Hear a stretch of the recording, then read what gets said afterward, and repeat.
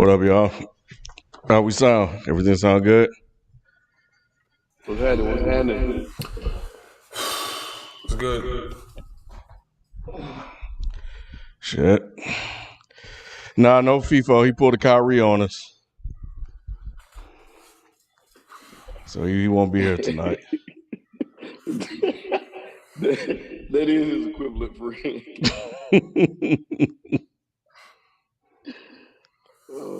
Yep.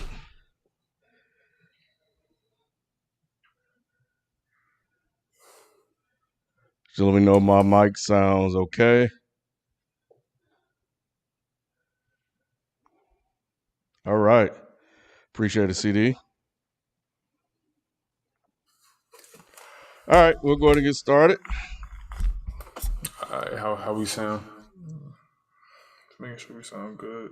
Yeah, I'm gonna turn you down a little bit, but I think you sound right. good. All right. Oh, audio needs adjusting. Are they a little reverb? Yeah, that's coming from in here. I got it. Hold on. All right. I just got to turn them down in house. Give me my money in stacks and lace my Mic check, women. mic check.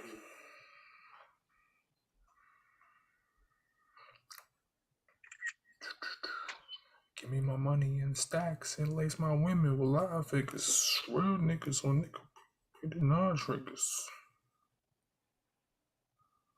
All right, let me know if that's better.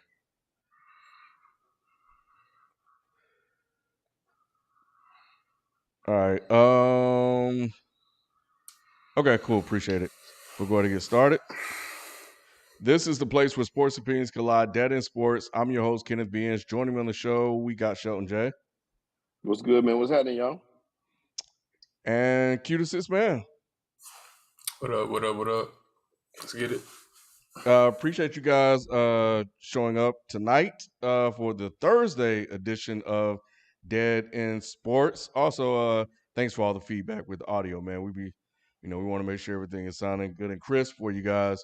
But yeah, if you're new to the show, man, we do a live show every Tuesday and Thursday where we talk about the latest in sports. And on Tuesdays is pretty much the full cast where we go over all of the big news that happened over the weekend, and from Thursday to that Tuesday.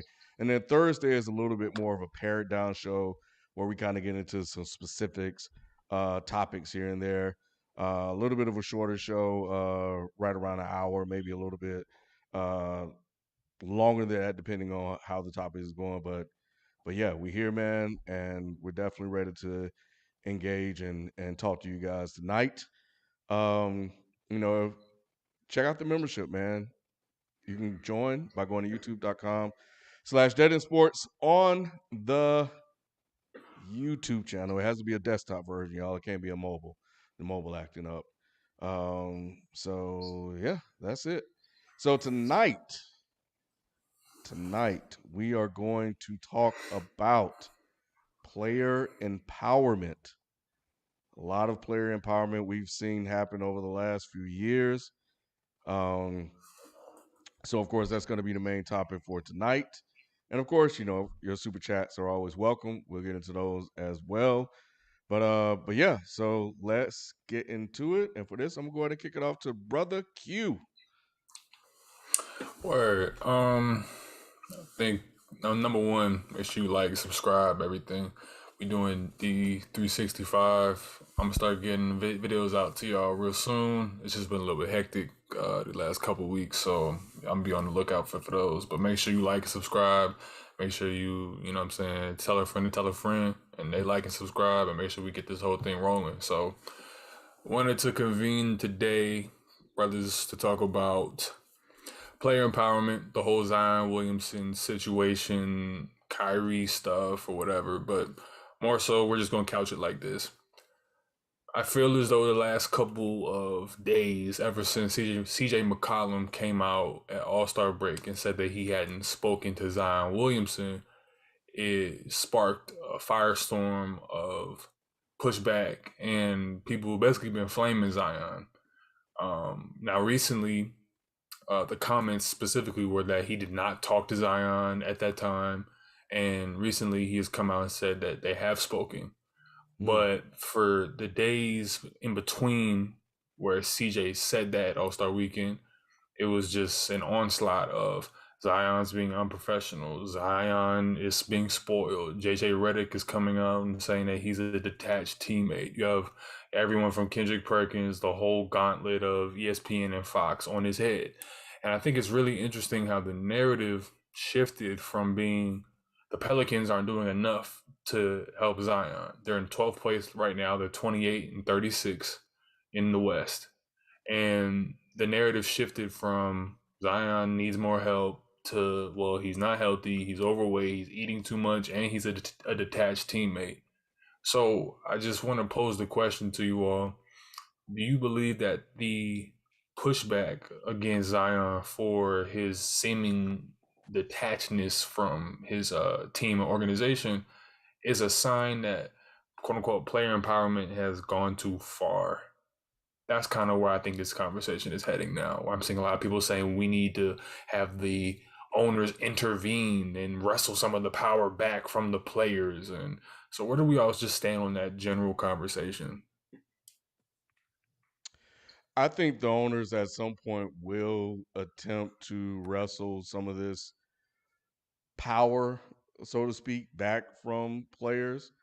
I don't think it's gotten to a point where they feel threatened by it, but I think at some point you may see that. You know, you look at everything that's been happening for the last couple of years, the high cost of moving assets when a player is upset or no longer wants to be with an organization. Once they start to do an analysis, a cost analysis on trading away those picks and trading away those players and how it affects the so-called bottom line, you'll probably start to see certain protections built into contracts to eliminate this sort of thing that we're seeing happening. Now, you will definitely, I think, trigger something if Zion makes his move. And I think that's the thing. So all of this thing that's been going on with Zion, you know, lately for me, the way I kind of am interpreting what's happening is that he's just basically under attack. His character is under attack. There's an assassination that's going on because they want to um, uh, discredit any potential move that he makes in the nearby future. These things, as we know, are leaked by the GMs and the execs to the agents, then to the media, and sometimes from the GMs and execs to the media, directly, because there's a certain thing that they want to put out. One of the things that I like to say is that if you want to get a good feel for where the general consensus is going, or what they want the government to talk about, not government, but the people. If you want to sway Mm-hmm. the people, just look at the headlines. The headlines will always tell you what is being tested, and that'll give you a good indication of where we're going. So I think this is just a character assassination at this point on Zion because they feel like at some point he's going to ask for a trade. Mm-hmm. Sheldon, how you feel Yeah, about it, man? the same. I think that you're absolutely right. I felt like for a long time, players had no power. And it's so funny to see that because, they clamored for a voice. And now that they have it, I think that they're taking it to the extreme. There's nothing really wrong with, wanting to be in a different situation, wanting to better your situation, wanting to uh, improve your standing, so to speak. But I think it's getting to the point now where it's getting, especially with the Zion part, it's getting a little extra. I feel like we all talk about it, in depth. Nick always talk about it being a bust. I don't think it's a bust, of course, whatsoever. But establish yourself, and then you kind of can start dictating the flow of things. In my opinion, I feel like he's not established enough to be feeling like he can just make those kind of moves right now. I feel like he should get his feet wet and cement in the ground. Establish yourself as a player in this league and a force in this league. Now, I do understand that he is a box office player right now. People will pay to see Zion for miles around. So he got a voice, and he deserves that voice because he put butts in the seats. But at the same time, honor your contract. Play it. That's just how I look at it. You got a choice as to what you can do and where you can work in life. But when you sign a contract and make an agreement, you got to fulfill those terms of that deal. And I just feel like, I honestly feel like I wish that players were more committed to organizations and trying to make it better instead of trying to find a better situation to kind of make it easier, if that makes sense. You know what I'm saying? What kind of message is that sending? I want to take, I think y'all both bring some good points. I want to take the convo a little bit deeper. Obviously, these are Thursdays, so we're not going to just be, doing the regular Tuesday type of show, but I want to really get into the weeds on this conversation because I think it's where the next 5 years of sports is heading. And I know that here at Dead in Sports, we get ahead of all of the rigmarole before it becomes like the big thing. Like we've called multiple trades before they happen on this show. We've predicted scores before they were even thought of being like a reality. We predicted champions on this show. So I want to put us ahead of the curve again because the things the way they are versus the things the way they should be. That's often the conversation in sports and just the world period. If you have an inquisitive mind, if you have a mind that is always seeking to, look for change or look for stability or look for the middle ground on whether it be, business side or the social side, economic side, doesn't matter. But particularly in this context of athletes versus the ownership, athletes versus the corporation, athletes versus the organization, I'm always of the mind that we can never have enough of these players exerting their leverage. A lot of people will disagree with me there, but the players are stocks at the end of the day. The players are stocks. And Zion, at this point in his career, is a speculative stock, meaning like they're betting on him to become something bigger than what he is. And these organizations and corporations have kind of created these quote unquote Frankensteins, and now they're upset that the Frankensteins are getting off the table and using a mind of their own, where they want to give them Jordan Brand, they want to give them t-shirts, they want to give them sneaker deals, they want to give them Gatorade to put on commercials and Wheaties boxes. But the minute that they gain so much of favor on their own and become their own brands and become their own corporation within themselves, now when that corporation that is the body of the athlete bargains against the body corporation of the team and the arena, then everyone's like, oh, whoa, you need to, know your place as the player. No, that's not how it works, in my opinion, because now these guys are their own corporation. Their body is their independent contract. And in my opinion, the way business works, the way that we look at this capitalist system, contracts don't mean a fucking thing. They don't mean anything. Contracts are only as valid as the leverage of the person who's signing it and the person who is putting it on the table. There are so many contracts in the business world where the corporation has said, all right, this is what we're going to do for our workers. And they fuck the workers over 24/7. And if the workers got together and said, oh no, we're not going to do that anymore, they get on strike and the contract don't mean shit. So now when the players like the Ben Simmons, the James Hardens, the Zion Williamsons, all get together with their teams because now they have millions of followers on them and millions of eyes just waiting to see what they do. Now, when they say, no, we're going to exert our leverage and say we can go here because we don't want to play in New Orleans. I never wanted to play here. I wanted to play in New York to increase my brand. Now it's like, oh, no, no, no. The owner's got to reel this in. So, once again, the way that things are versus the way that things should be. I guess in the way that things are, Zion should fulfill his contract.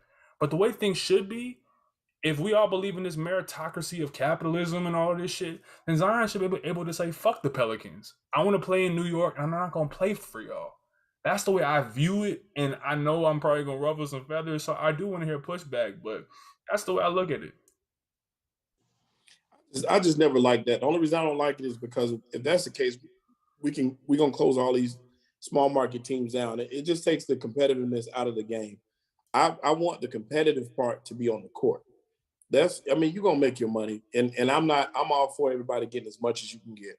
But if you go out there and bust your butt and do your thing, man, you're gonna make it anyway. He already making money before this dude ain't even, played 3 full games yet. He already making more money than most people ever see in their life. But I'm talking about basketball players even will see in their lifetimes. So in saying that, it's kind of like, man, I want to see some of the small markets win and be able to be competitive without worrying about these players leaving, because that's basically what you're doing. You see a lot of these small markets that are at the bottom of at the top of the draft. They draft these guys, they build them up, and then the guys are out. You know what I'm saying? Now it's just a faster ticket because I can just say I don't want to play and I can just move. You know what I'm saying? And it's kind of like, so what did we draft you for? You know what I'm saying? We can't keep you. We can't build anything around you. We can't grow. It just kills the sport. You know what I'm saying? And like I said, I'm all for it. If it wasn't detrimental to the game, I would feel differently. But because, like I said, it's detrimental to what's going on the court and the product that we see, I don't like it. I just don't like it. It's not a direct comparison, but when you're at a job and management get on your nerves, the hours suck. One of the things you do is be like, man, I'm gonna go find me another job, and you get out of there. And I think that initially, if we're just staying on Zion, in this particular conversation, um, he probably was happy playing there for a while, and then management decided, i.e., David Griffin, to go get Van Gundy, and to go make all of these moves that were not conducive to Zion. Maybe not even, getting impact from him, on what they should do. So what they should do to make him happy moving forward. I think that I think that I'm okay with it to a certain degree because when you look at the history of sports, players have rarely ever really had the ability to exercise their power. They have always been at the will of the owners. And to a certain degree, they kind of still are. We saw in Philly that they were like, well, we're just not going to pay you Mm-hmm. when it came to Ben Simmons. Same thing with Kyrie. He got paid for the games he played, didn't get paid for the games that he didn't play. You know, so somehow, some way, these owners are going to find a way to make this thing work for them. But why should you stay in a hostile environment if you're genuinely not happy? Now, I can see if you just want to pitch a hissy, to a certain degree, I think Ben Simmons would definitely pitch a hissy fit, you know, but to a certain degree, it's well within his right to do so, and he has the power to do so, and it worked out for his benefit. There are guys, and I think we're also talking about privilege Mm-hmm. because we can't leave that out of the conversation because Joe Harris can't do this shit. Facts. A Mm-hmm. lot of these other bench players can't do this shit. So, as we see within a lot of things, as we see in the world at large, as we see with America in general, you know, there are guys that are just at the top that can exercise certain privileges that other players cannot. And that's just the way it goes. And when you're talking about contracts and honoring contracts, Q's 100% right. America never honors their contracts. They broke so many goddamn treaties like with the Native Americans, it's a damn shame. Just because they ain't want to fucking do it. Fucking uh Putin. Look at Russia. Russia broke their goddamn contract. They made them motherfuckers on Ukraine give up all their shit, all their weapons. So them motherfuckers they say, hey man, look, I'll give up all our shit. Just don't bring your ass over here. And they waited and waited, and then what they do? They taking their ass over there, invading them motherfuckers anyway. So it's all about exercising power and who has the power. And right now, a lot of the players in certain statuses are starting to exercise those same powers, and I think it's okay with that. But I still look at it. I see that. Like I said, I'm all for player empowerment. I just still feel like it hurts a couple of things. It still hurts your brand too, because we looking whose brand? The players.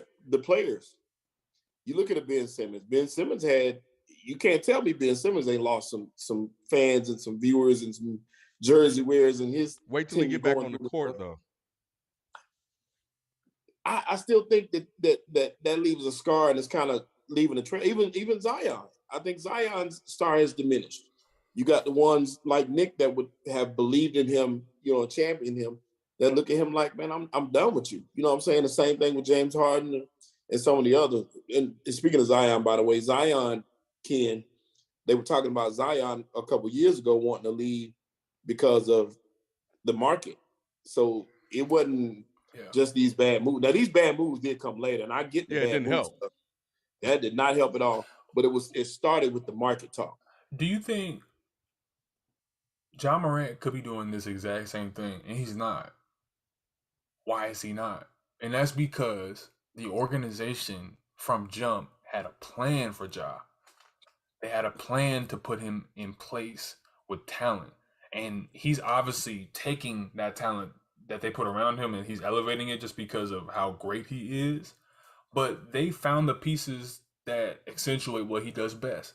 They found the right coaching. They found the right scouts. They found the right GM. They found the right trainers. They found the right whatever it is. It comes even in for some people. It comes down to even the ushers who bring them into the arena. I love old Pete. I love so and so Miss Jackson. She, you know what I mean. It's just shit like that makes players feel good about being in their position. And Ken is 100% right. For me, it's about leverage and power, and people seem to be very uncomfortable when black men get some power and leverage, and even if it's just an inkling of what the overwhelming white ownership exerts on a daily basis. It's just like the minute that obviously Joe Harris can't do this, Josh Hart can't do this. You know what I mean? Jonas Valanciunas can't say, I'm not playing. Well, he'll be over there in Serbia tomorrow.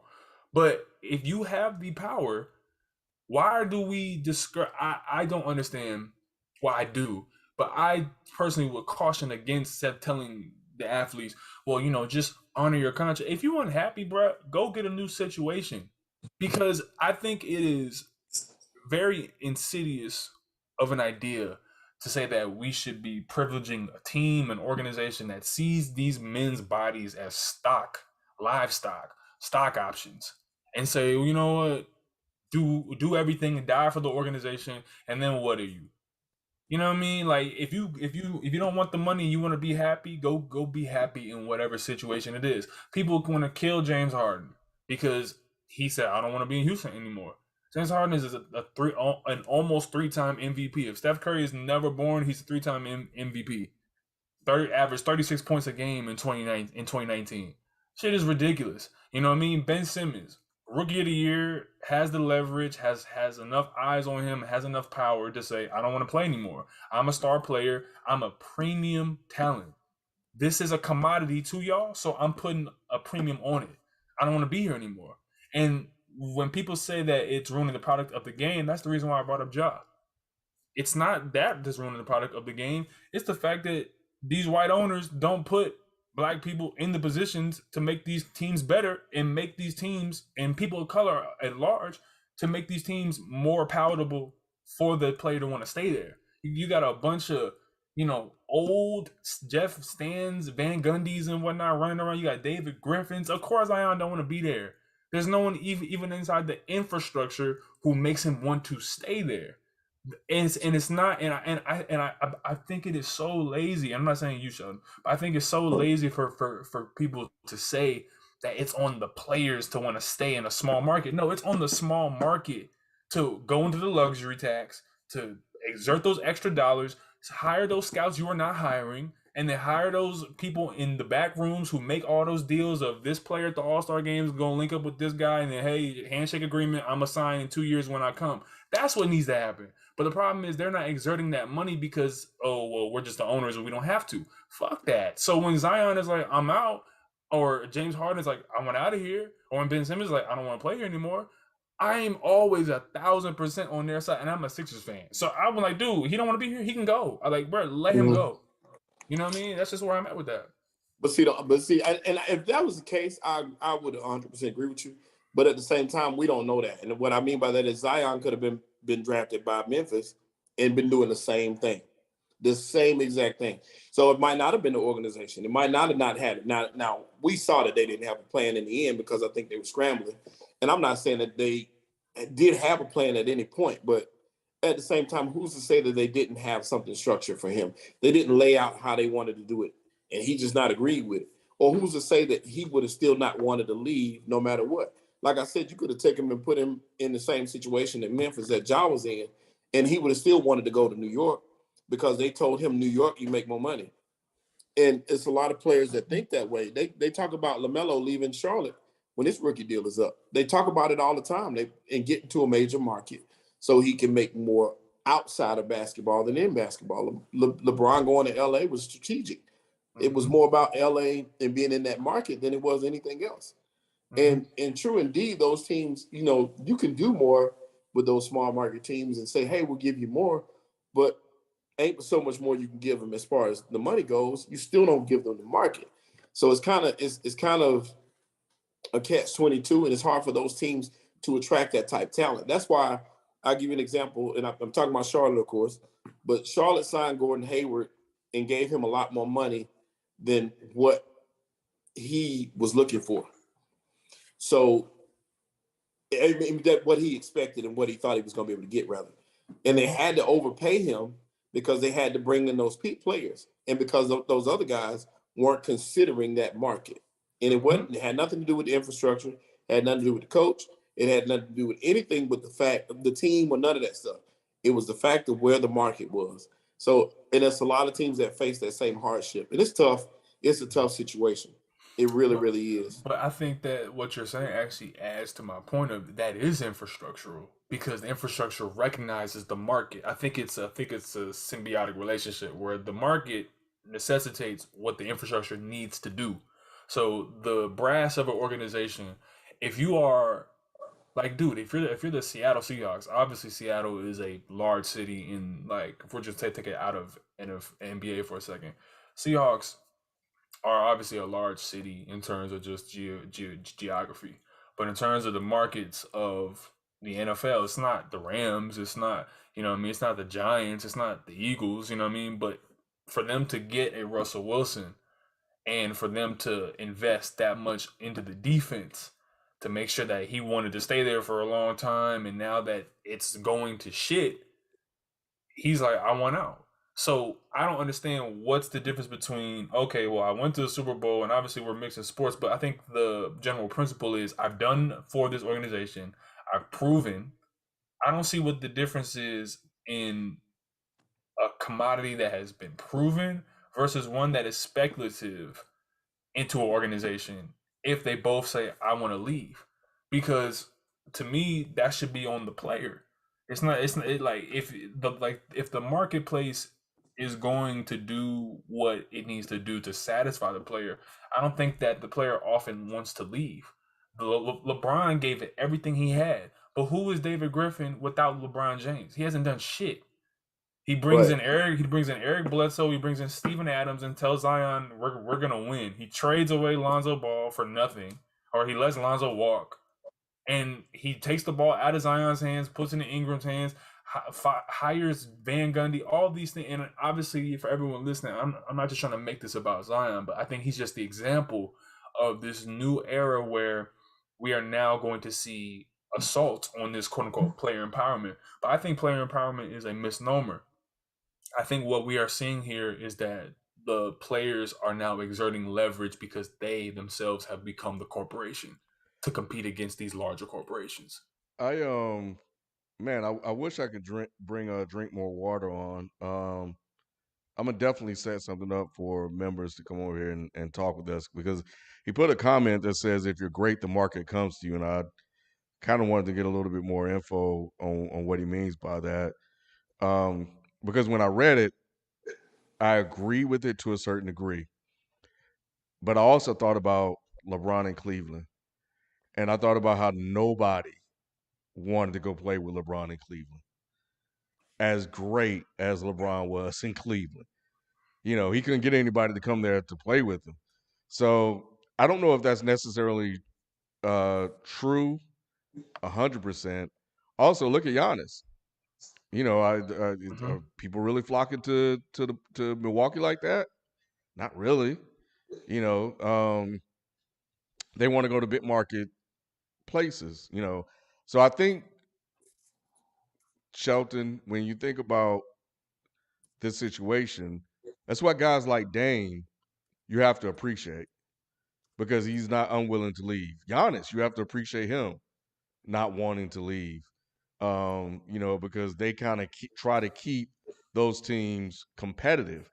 Yep. But it's a heavy burden to bear, and Dame is a good example of that himself. I also thought about when you guys were talking, I thought about the San Diego Chargers, and I thought about the New York Giants. I thought about that too. Mm-hmm. All these years ago, a Mm-hmm. white dad came out and was like, Right. "My son is not playing there." It's like before he even stepped on the goddamn field, he was Right. like, "Yo, nah, bro. we well." And then he wanted to go to New York, right? Yeah. Mm-hmm. Yeah, he wanted to go to New York to play. This is Zion. Now Mm-hmm. Zion's going about it in an odd way. Mm-hmm. But we can say this is Zion. We can say this is, well, not necessarily Ben Simmons because he did commit to the team. He just got upset with management. You Mm-hmm. know, James Harden, I forgot what happened with him, but he just got upset with the organization. He wanted out. And then he got tired of Kyrie not showing up to work. So he didn't want to do all the work. So he was like, I'm gonna leave here too. So yeah, man, I think, again, I think this is a thing where is privilege definitely has to be mentioned because not everybody can do that, and it does harm those small market teams. But we also know that these small market teams and some teams are not even trying to win. Come Remember on. all that stuff that came out about oh boy, the Clippers owner? He ain't give a damn Mm-hmm. about trying to win. Right. Mm-hmm. He just wanted to own the team and do whatever. Dude, Mm-hmm. So most of the you, owners get paid regardless. You know what I mean? Most of the yep, owners get paid regardless because of the advertising and because of whatever the investors are doing for that year or whatever the CBA says. So it's hard for me to be like, oh, boo hoo, billionaire corporate. Like, bro, like I'm just like, dude, these guys have about if you're lucky, if you're a superstar, if you're a star, you were lucky to have like 6 years of a prime. You're lucky to have that of a prime. I mean, like AD, you know what I mean? Like we could be having a whole different conversation about that dude in 2 years, where it's like, yo, remember that? You know what I mean? So if he was at a point where he was like, yo, I don't want to be in LA because I don't like the medical staff and I'm not playing here anymore and I'm not gonna play anymore. Who am I on my fucking couch to be like, he's so entitled, he's so in it, dude? You do what you want when you popping. Y'all know what that means. And when you popping, you can call the shots. So yeah, bro. So there are certain girls who can get certain guys without having to say much. There are certain girls who have to have conversation and show that yo I'm the blah blah. You know what I mean? And it happens.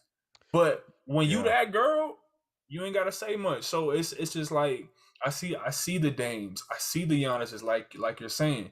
And until Giannis won that ring, it was, oh, he's stupid. He needs to go to LA because really people are liars. People actually love villains. People love super teams. I don't care what no one says. Oh, KD ruined the NBA. KD made the NBA one of the greatest teams we've ever seen. Like, stop it. You know what I mean? KD made one of the greatest teams. People are putting them in the conversation with the 96 Bulls. No one ever thought that would even be a convo. You feel what I'm saying? And the nature of sports has changed. So I think we're gonna get to a point where we even talk about, should the NBA draft even be a thing? Or Right. should players just be able to openly bid for going to a different, like, I just think we're getting to that point.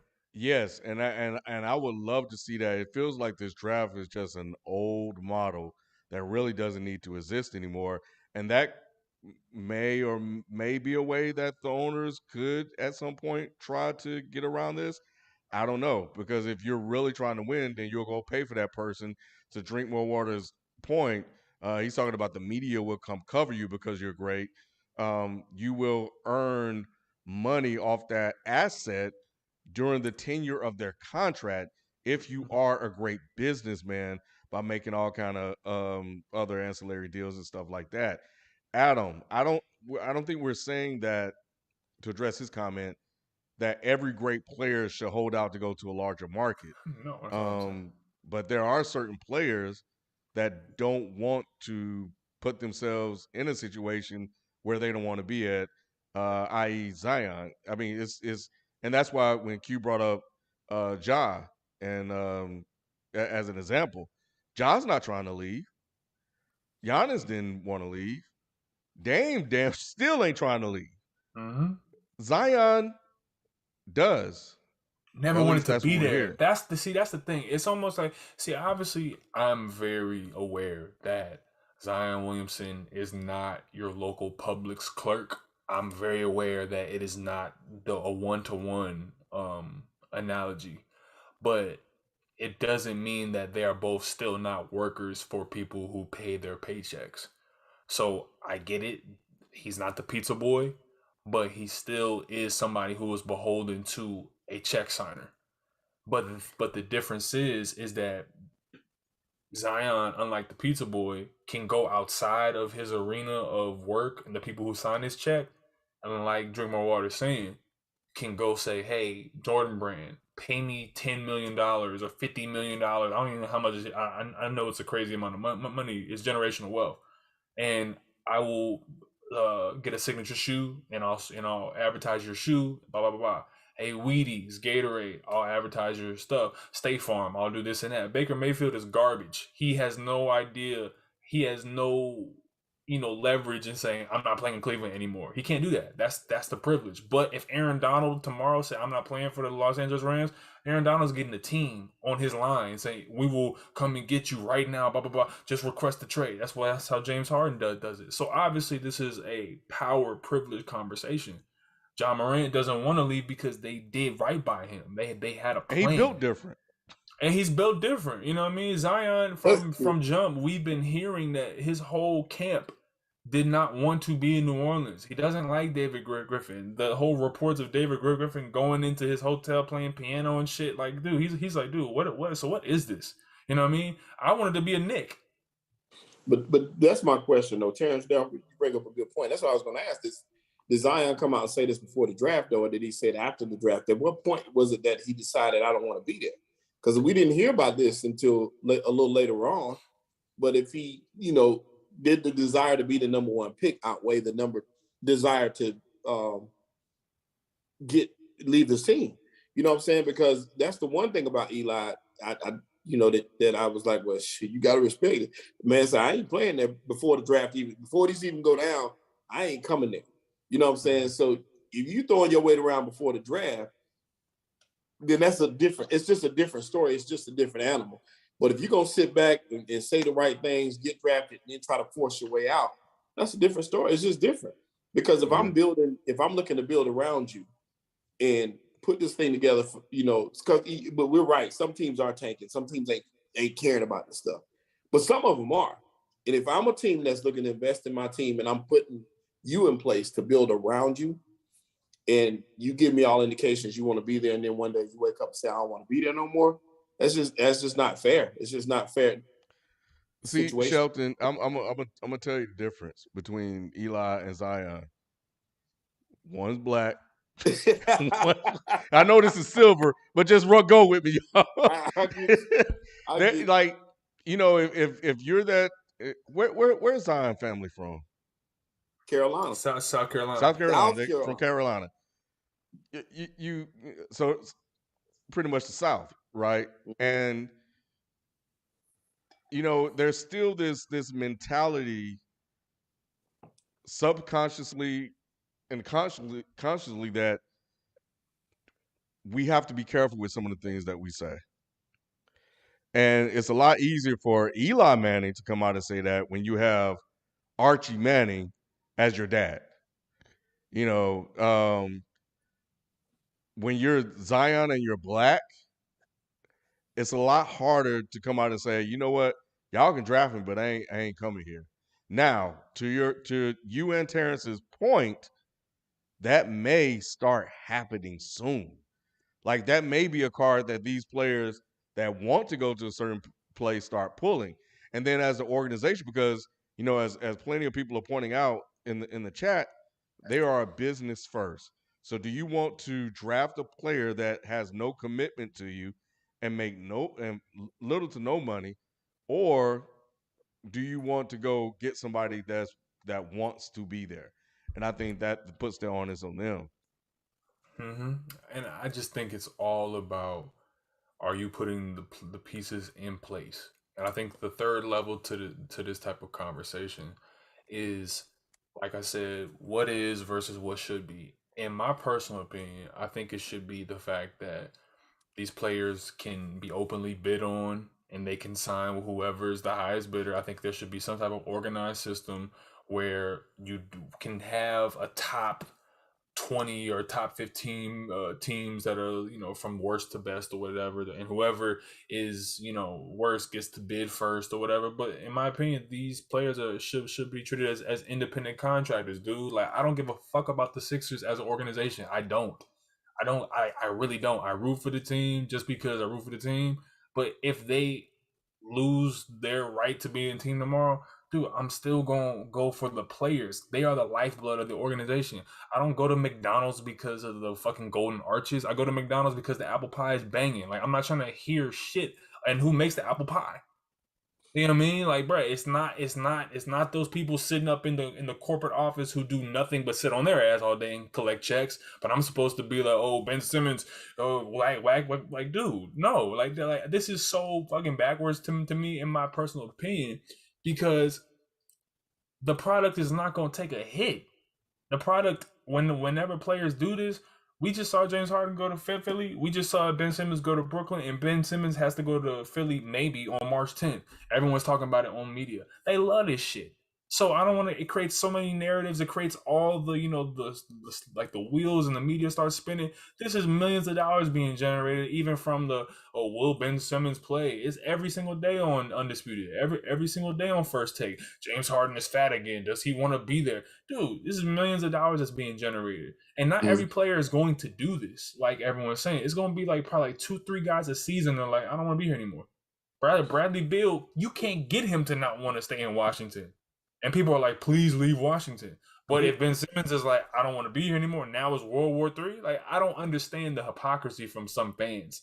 It has to be down the middle. And I just think that we have to approach it with a level head of understanding that not everybody's going to want to do it. And the guys that do, the very few who will take that risk, because it is a risk, like Sheldon's saying, to his attribute. It is going to be a risk for brand. It is going to be a risk. But why shouldn't corporations be allowed to take risks now? If these players are just stocks, shouldn't they be able to take a risk on their branding, on their ability to bring in profit? But you know what I mean, when the Lakers changed their name to the Crypto Center from the Staples Center, you don't think that takes a chance for their branding and what they want to be able to do, or are they already seeing the numbers coming back and saying, you know what, when we do change it, we're gonna get this much money in return, so fuck it. So maybe Ben was like, okay, well, fuck it, I can still get this money back and I'm be happy. I think it's a 1-to-1, but people don't view it that way because I think we're conditioned to automatically side for some like unwritten rule that the organization and the team is tied to the well-being of the fan. Well, as a fan, fuck my opinion, personally. Hmm. It's kind of crazy because when it's on the other side, we take the side of the players. Um, Sometimes, like when players get cut or traded, after playing there for so long, like, oh man, he did all this for this organization, and they just sent him away. You Mhm. know, we look at the NFL and we'll lament about how they do their players dirty and stuff like that.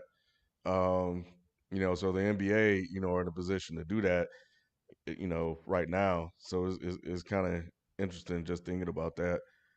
Um, in addition to this, so um, Sheldon, did you get the super chats that were popping up? Yeah, yes, I did. Excuse me. Yeah, let's close out with those. I don't Now, know, man. while he's doing that, y'all don't get me wrong. Now, I'm gonna still talk my shit about Ben Simmons. Oh no, facts. No, facts. And that's what's fun about it though, is that like even as we wrap up the show with the super chats, make sure y'all send them in, likes, comments, subscribe and whatnot. Make sure you share the DN 365 videos out. Make sure y'all bring in a friend, tell them to tell a friend. You know what I'm saying? It's the only nighttime sports show with 3 to 4 to 5 black hosts at any given time. Make sure you tuck the kids in because they can't hear this type of talk. This shit too much fire for them. So make sure you ingratiate this into your media diet at night. You know what I mean? It's almost like a late night snack, low key. But when it comes to just to wrap up the convo, I think we're about 2 years away from a big change happening where either it's going to be people have to choose the players completely or the organizations completely. Because you can't tell me that the Genie Buses and the Mickey Harrisons and whoever the Nets owner is, the Josh Harrises of the Sixers, are not looking at the landscape and being like, I think we've created a monster here. These kids can go on Twitch and get like 50,000 people in 3 seconds to come and talk to them. These people can go on Instagram Live and get about 300,000 people on their live to come and view what they're doing. LeBron James can open up a fucking school. He can educate people now. Oh, wait. You know what I mean? Like, this guy can open up a rec center. Y'all saw, I don't know if y'all saw what J.R. Smith was talking on I Am Athlete, but J.R. Smith was talking that real shit on I Am Athlete, where he's like, why are we going to these owners asking them to give us facilities in the summertime? We can build our own shit. If LeBron, Steph, KD, Giannis, Joel Embiid, and Nikola Jokic and 2 other stars say, you know what, we starting our own league tomorrow, NBA don't have shit to say to that. And we gonna get we gonna get YouTube to record it. We gonna bring in our own cameramen. We gonna bring in our own referees, and we gonna do this just to see what it would be like. We're gonna take one season off to see what we could do. People would discourage that type of shit. But I think that's where the future of sports is going. Democratizing of sports, man. It's like the real shit. We're getting to the point where they say that like with the fans in Green Bay, they all have like 0.1% of the team.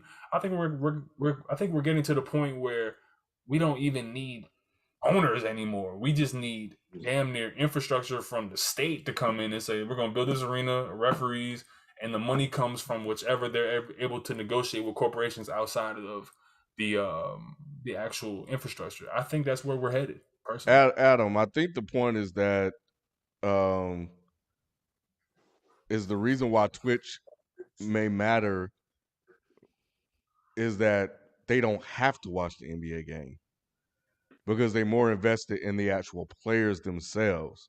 Person. They don't have to watch the game when you got YouTube and social media because you can watch the highlights of what the player did in the game. That player can go on Twitch and play his highlight package and talk about what he was thinking when he did this move and that move, et cetera, et cetera, et cetera. Most of these kids, most of these fans, what we're seeing is that they're starting at a young age following these guys from high school all the way through college to the pros. Look at LaMelo and Mickey Williams and all these other guys. These guys are building a fan base right now, and they're not even in the league, and they're watching everything they do. So if they go to the NBA, look, just go here and watch. Go to my YouTube channel and watch every single play I made. You don't have to watch the game. So I think that's kind of what he's saying. Mm. There's, with that. I hope, as a fan, man, I hope not. Like I said, what taught me most in my life was the coaches that pushed me and pushed the team concept. That individual stuff is fine, and I think it's cool for these guys to be individuals. But I think that's where I get my attitude and my mentality from, is more the team concept. It's more about the team than anything for me. Like if I'm on a squad, I'm invested with these guys. I want to make it happen. I just feel like I want the championship to come to me. I don't want to chase the championship. And I feel like I just love the competitiveness and the fact that you got to work from the bottom to get to the top sometimes. It just builds character. And that's any job you have. That's like, what I'm saying? That I want my son to think that way. He's a baseball player. And if he goes, if he gets drafted, God willing, he's gonna make it to baseball. You start in single A ball for the most part. If you're good, maybe double A, and you may soon be moved up to triple A, but you don't just go to the league. You got to earn that. You know what I'm saying? You got to earn your way up there, and you ain't telling nobody where you're going.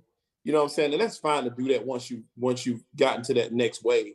I'm all for it, but getting rid of the draft, to me, that would be too much. I just think that, like I said, I like the fact that it's if you're down here, it gives more excitement to the ones that don't have a chance. Like some of these teams, and we're right. There's some owners, and I wish they could get rid of those owners, but it's some that don't care. But there's some that do. And the fact that Memphis was able to get a job, because they wouldn't have been in a position to even get a job if not for the fact that they were terrible the year before. You know what I'm saying? Now look at this team. Same thing with Cleveland and getting Evan Mobley and some of these pieces that they have. If they weren't bad, they couldn't be good and be relevant and exciting in our eyes. Phoenix, the same thing, was terrible. You know what I'm saying? And then you get in some of these players. Get rid of the draft, and there is no Phoenix. There is no Cleveland. There is no Memphis. Because who's going to go to Memphis? I can't wait to get to Memphis. It's not going to happen. So that's why I like it how it is. And I hate that it's getting to the point where the individuality is outweighing the team concept. It just feels better for me.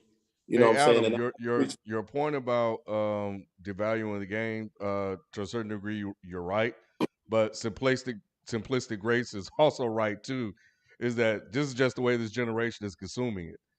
yeah, So the games, people will go to the games live to watch it, but I think over time, unless something changes with social media, the games on television will eventually become that. You can actually do that to a degree now. You give it, so people are finding different ways to consume it. So I think that's why the NBA is really embraced this digestible small mini content uh, form as well. The thing I have a question for you, Shelton. Um, why would you want your son to go through adversity if he doesn't have to?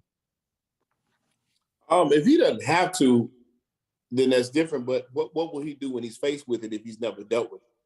You know what I'm saying? If you've never There's seen always struggle, forms of adversity, but why would you want to put him through extra adversity if he has the ability and privilege to not have to go through that? no, I didn't say that though. When did you get You that talking from what about I like said? single A and stuff like that? Like you just don't Oh go to yeah, the big with leagues the to earn it? baseball. No, what I'm saying is like he has to earn it. He's gonna have to take steps regardless. Now I'm not saying he had to start in single A, but what I'm saying is he's gonna start somewhere other than the league. He's not gonna go straight to the league. He's just not gonna do that because But that that's ain't how just it works. because of the way the MLB system is set up, though.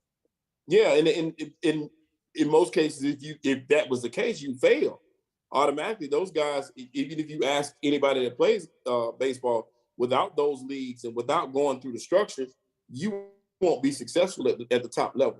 It's just not made that way. It's not made for you to be successful without going that way. So that's Yeah, kind of how that kind of builds you up. You know what I'm saying? You see a little bit of everything that way, and it builds you up, gets you ready for that level. yeah. No, Him playing JV. Good, yeah, you good, yeah, you good. yeah. No, I He feel put, you. I feel you. I think I work hard so my sons can More. have it easier than I did growing up. Yeah, And I think my I dad and my parents did the same for me. And I yeah, can still instill, those like those values about adversity at the house, and I know you can and do as well. But you know, I know my dad and parents went through hell, and I'm trying to make sure that, like the way my kids growing up, man, I would give to have grown up this way. You know what I Mhm. mean? You Because know what I mean?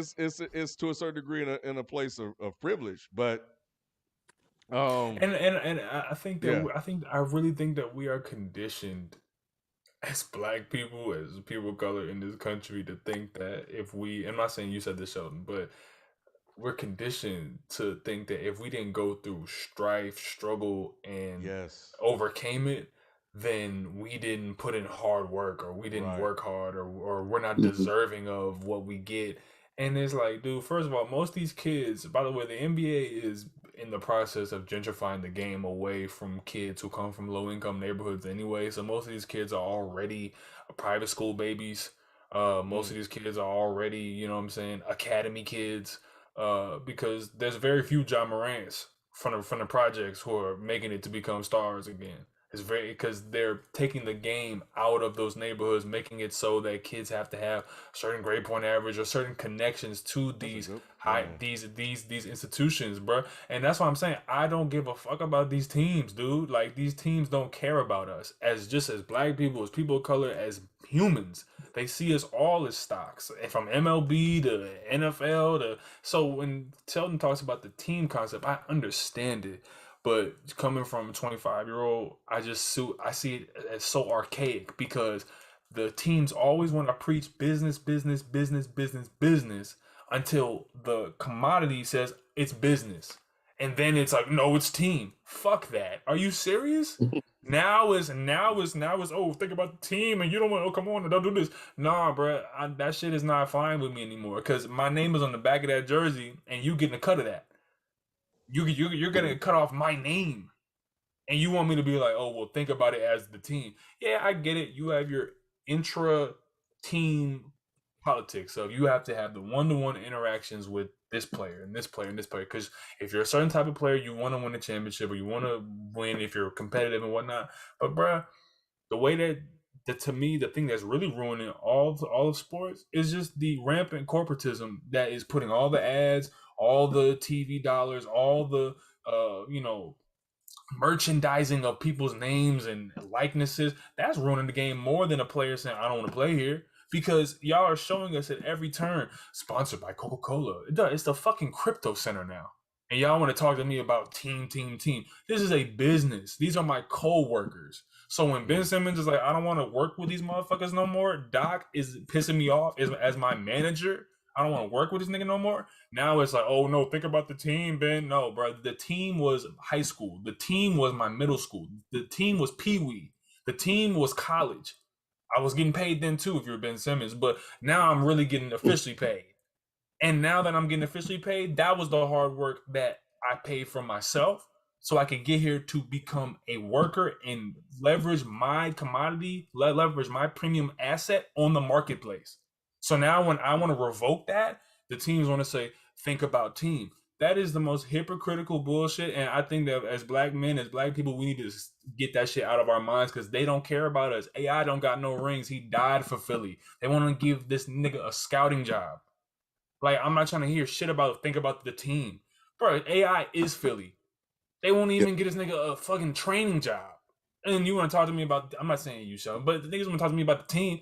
That shit is insanity, man. So I'm going to leave that there and we can table this maybe again on Tuesday or you something. got But you got me this with is the convo. you got me with the AI thing now because Like, that's pretty dude, much because that dude. ain't.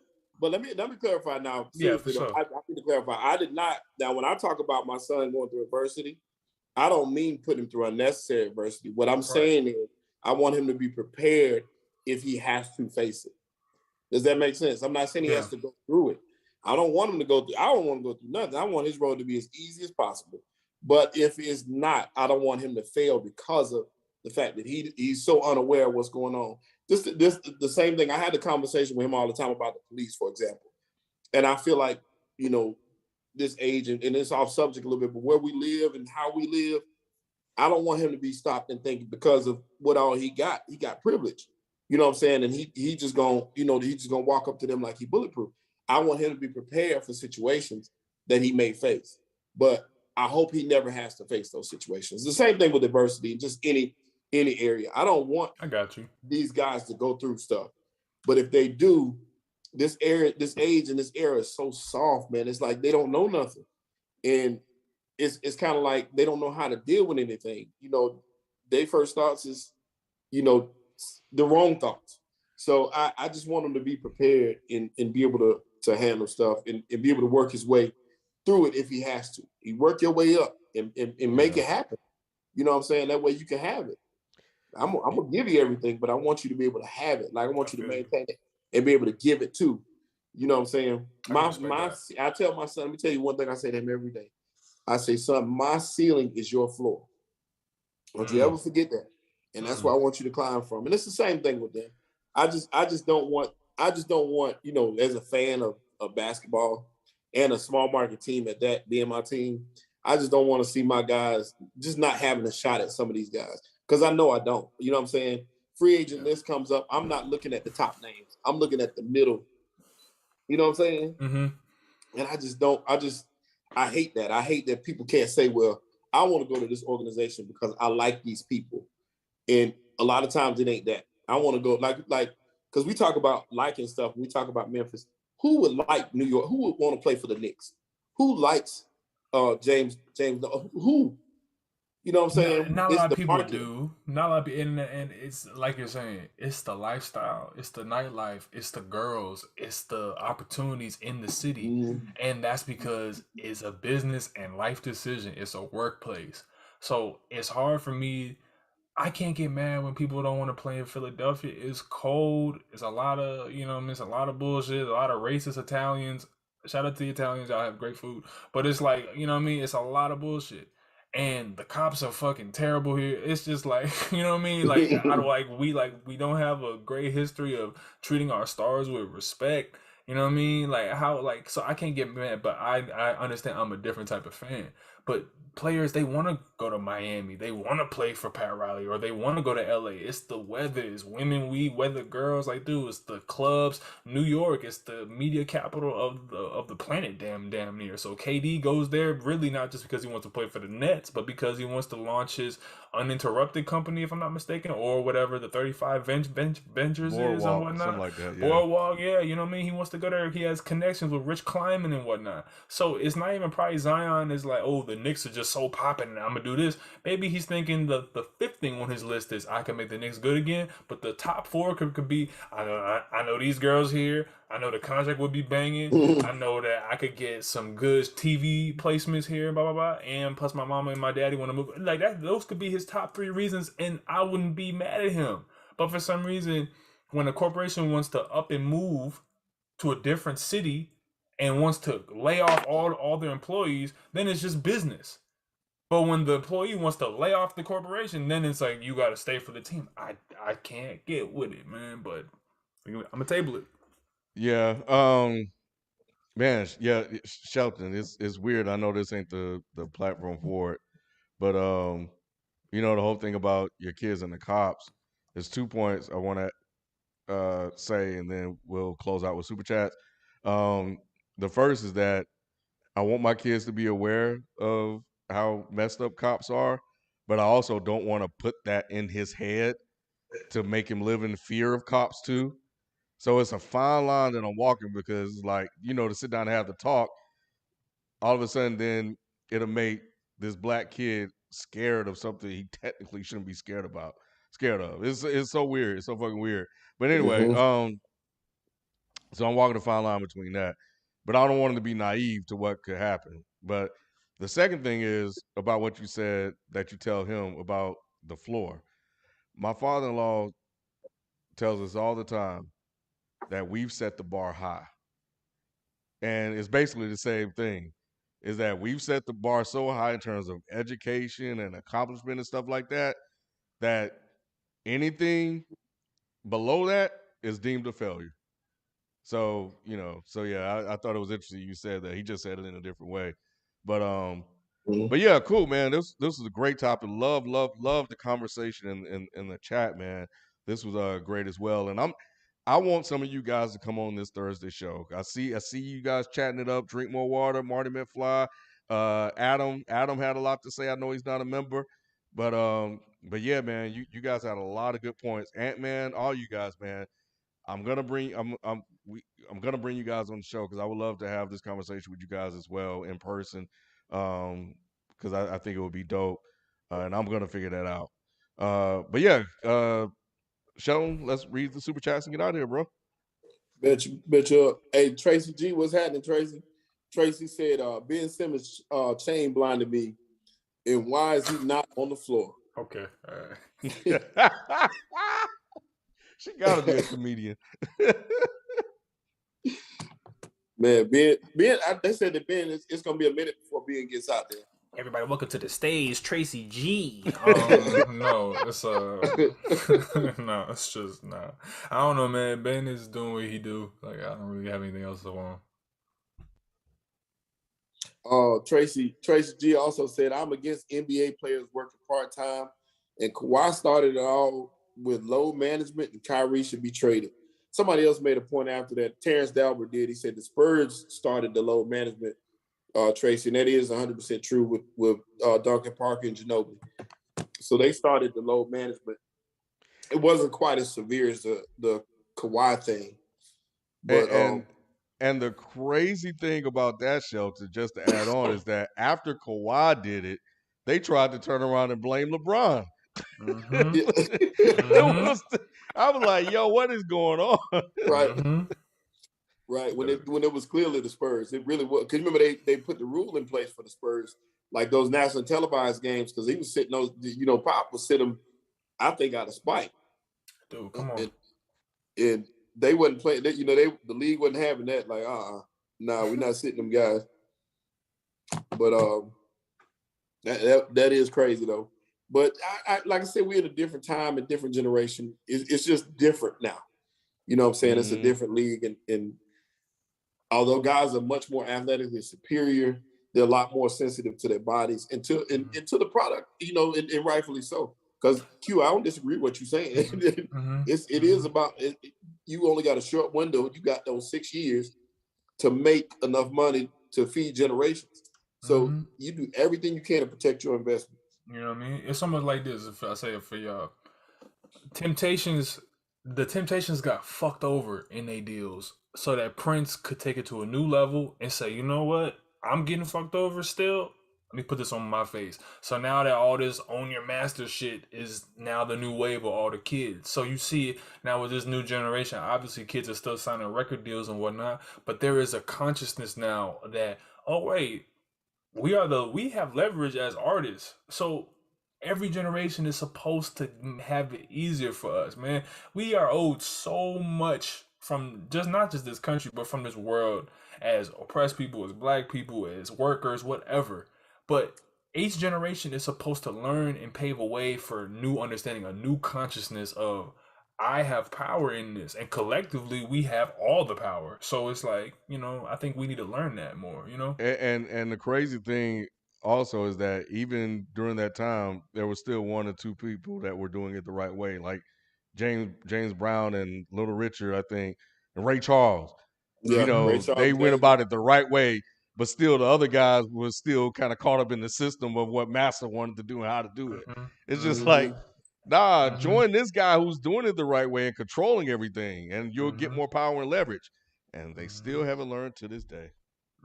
Yeah, 100%. 100%. Yeah, shout out to James Brown for that too. Well, Ray Charles too, but that they were before their time. Yep. And shout out Michael Jackson for giving them back their masters when he got that Sony catalog. They don't talk about that. They don't even talk about that. That is true. Tracy G said, I agree with all three of y'all. Very good points regarding Zion.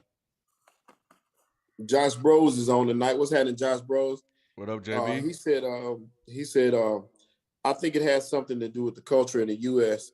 and what we allow and teach to the youth, because foreign-born players like Duncan, Dirk, etc., were one-team players and no drama, and they were hard workers. Yeah, I believe that it is a United States culture thing, because we are raised in a media apparatus that entrenches our minds with the idea that luxury is right at our fingertips, and we are owed luxury because we're Westerners or because we're Americans. Whereas people who coming from Eastern Europe, like the Ukraines or whatever, people coming from Africa, people come from South America, they're normally raised in markets and raised in geographical regions that are experiencing structural lack from not only their government, but from war torn places and reverberations of war from nearby regions. So they have to have a mentality of ain't nobody coming to save us. And obviously in the hood, in the ghetto, there's a lot of that too here, but it's to not a harsher degree, I would say, but it's a distinctive character of those type of regions because because bro, you gotta walk 20 miles to get water. Even in Yeah. Flint, although the water is fucked up in Flint, you can turn the faucet on and see the water. I'm not saying you gotta drink it, and it's not still a structural lack being in place. But when Mhm. but when you in Cameroon, there are certain places where you gotta walk 20 miles to get a thing of water, and then that instills a certain adversity, response in you that when you get over to the league, you gonna make sure you do right by you, the people who gave you resources.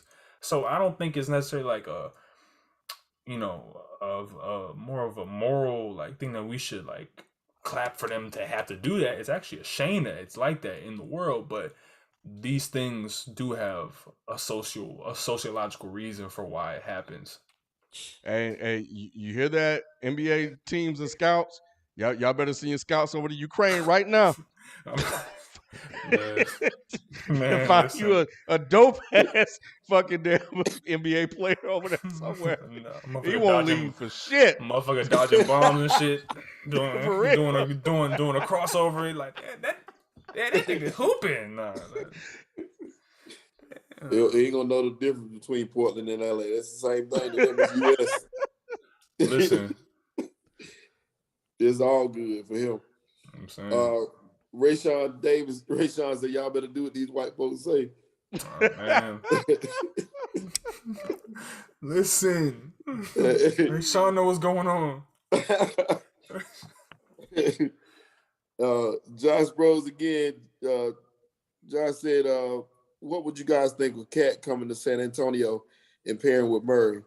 As a Spurs fan, I think Pop could make them into a great duo.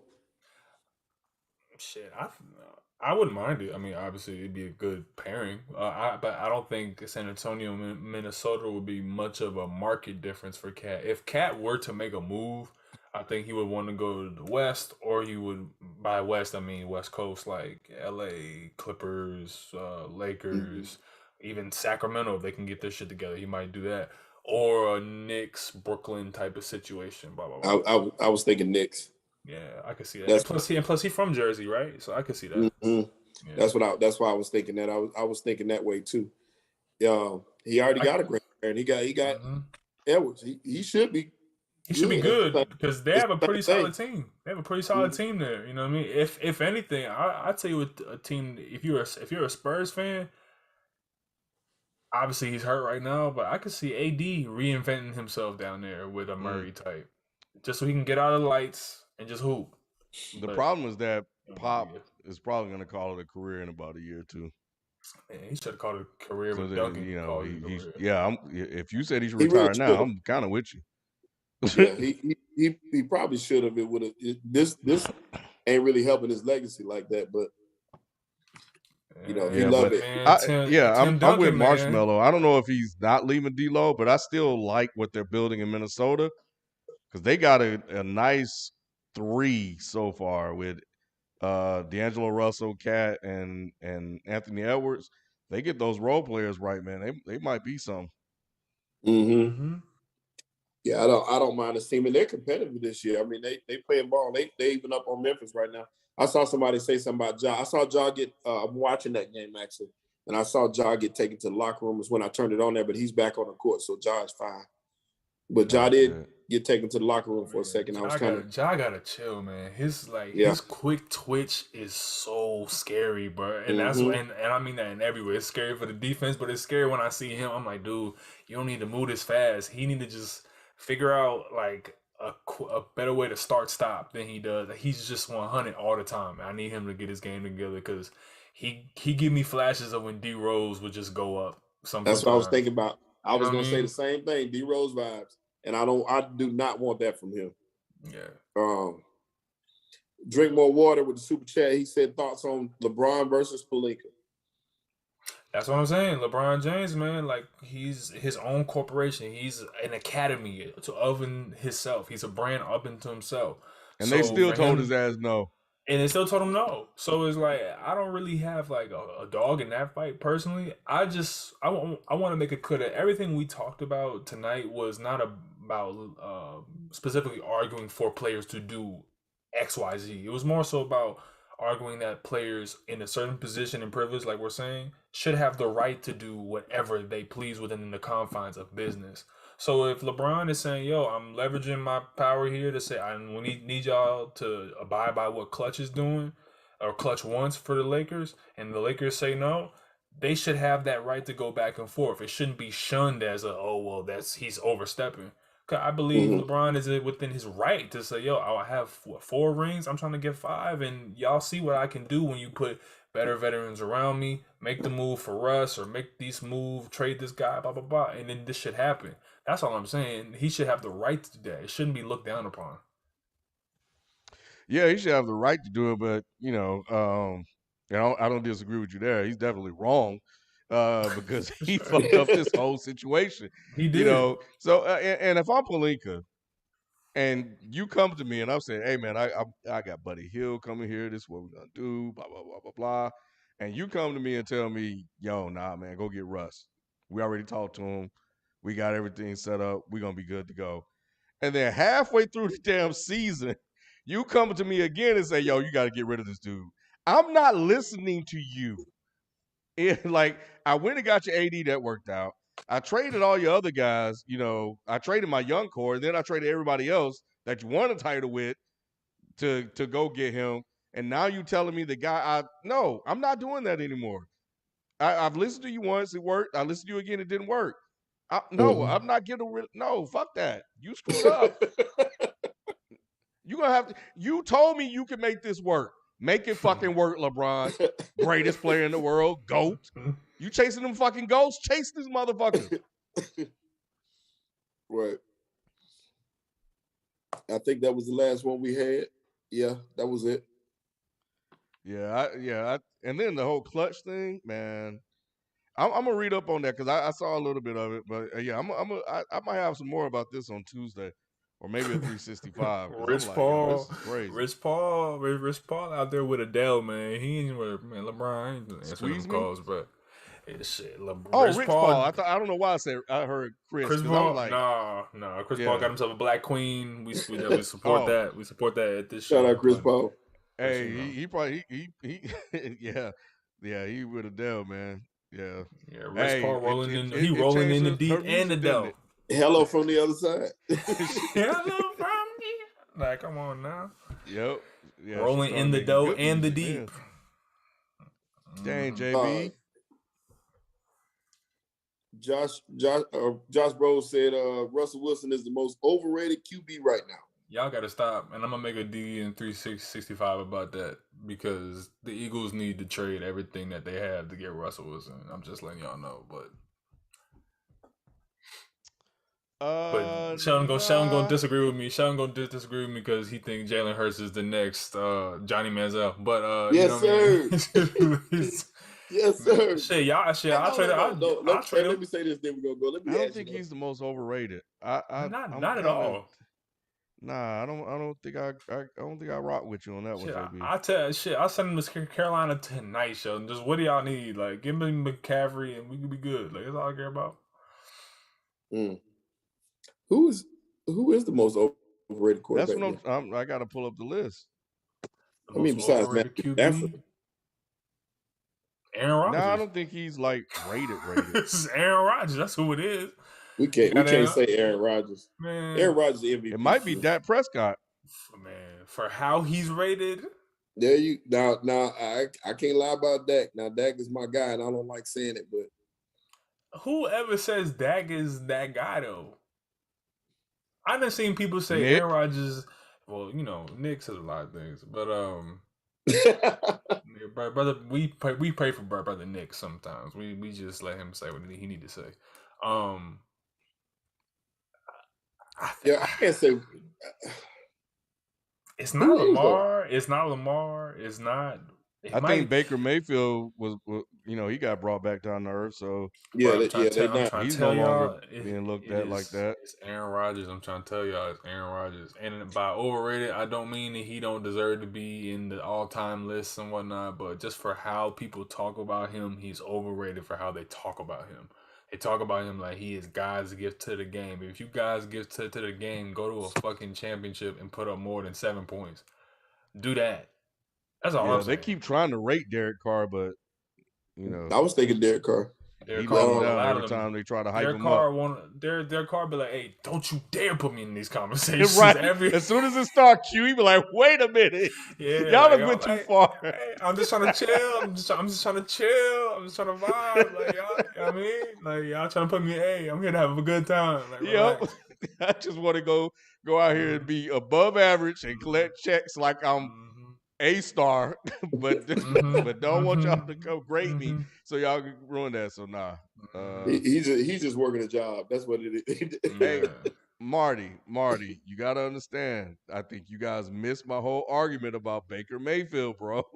It was about who they gonna go get to replace him. I need y'all to listen to me, man. And I said that I think Baker Mayfield got brought back down to earth. Even if I felt differently about him, I'm able to objectively pull back and look at the media landscape and people landscape of like, yeah, nobody look at him the same anymore. Even if I feel Ken was brought back down to earth with Baker. Yep. But he's still I'm gonna be proven right because they have nowhere else to go. But anyway, Miko don't say that. Huh? I was telling Miko, he was saying Kyler Murray. I was trying to stay away from Kyler. Damn. That's my guy. So that's a good one, but that's Derek my guy. Carr is Kirk Cousins. Damn. And that's that Spider-Man meme right there, bro. Well, Kirk coming is he finna be Carolina Kirk in the second don't show. Do that. Don't laugh too much. All right. Nah. We still talking about Deshaun, which we gotta hurry up and get this out. They should leave Wentz where he at, bro. They should leave Wentz where he at. Wentz good. He got all that money, man. Yep, he got paid. But anyway, that's gonna do it for us, man. We appreciate you guys showing up and kicking it with us tonight. And we'll catch you guys Tuesday. We out. Peace. Thank you. Hey, if y'all hadn't hit the like button, please hit the like button for us. Yeah, man. Subscribe, man. Subscribe to. We got 108 in the room.